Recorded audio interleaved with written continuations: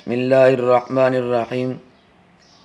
فرمایا دنیا فانی ہے اور آخرت غیر فانی، اس لیے آخرت کے طالب بنو۔ عن ابی موسیٰ قال قال رسول اللہ صلی اللہ علیہ وسلم من احب دنیاہ اضر بآخرتہ ومن احب آخرتہ اضر بدنیاہ فآثروا ما یبقى علی ما یبقى۔ حضرت ابو موسیٰ رضی اللہ تعالی عنہ سے روایت ہے کہ رسول اللہ صلی اللہ علیہ وسلم نے فرمایا، جو شخص دنیا کو اپنا محبوب اور مطلوب بنائے گا وہ اپنی آخرت کا ضرور نقصان کرے گا، اور جو کوئی آخرت کو محبوب بنائے گا وہ اپنی دنیا کا ضرور نقصان کرے گا۔ جب دنیا اور آخرت میں سے ایک کو محبوب بنانے سے دوسرے کا نقصان برداشت کرنا لازم اور ناگزیر ہے، تو عقل اور دانش کا تقاضا یہی ہے کہ فنا ہو جانے والی دنیا کے مقابلے میں باقی رہنے والی آخرت اختیار کرے۔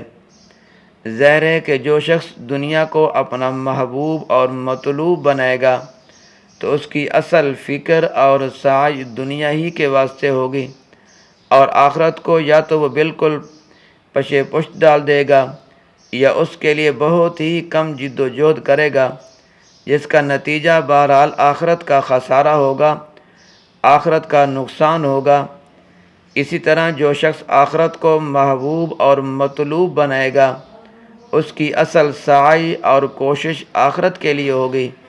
اور وہ ایک دنیا پرست کی طرح دنیا کے لیے جد و جہد نہیں کر سکے گا،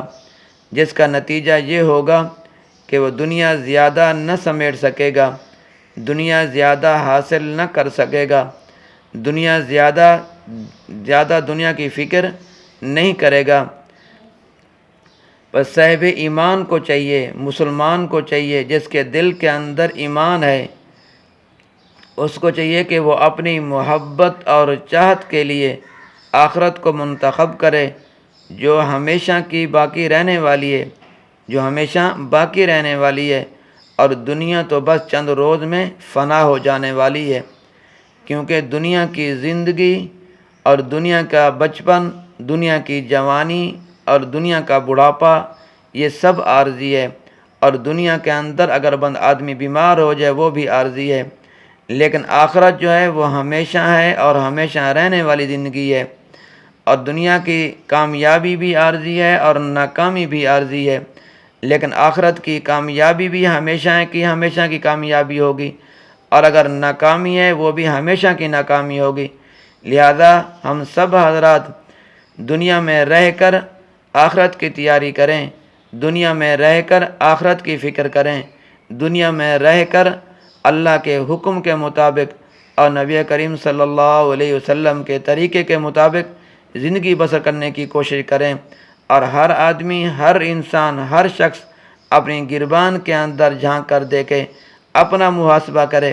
کہ میں زندگی کس طرح گزار رہا ہوں،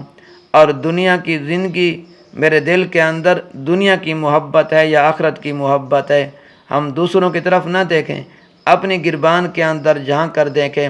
اپنا محاسبہ کریں، اور پھر اسی کے مطابق زندگی بسر کرنے کی کوشش کریں۔ اللہ تبارک و تعالی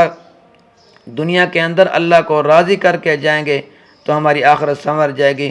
اور آخرت تب بنے گی ہم دنیا کے اندر آخرت کو بنائیں گے تو ہماری آخرت سنور جائے گی، آخرت بن جائے گی۔ اللہ تبارک و تعالی میرا اور آپ کا حامی و ناصر ہو۔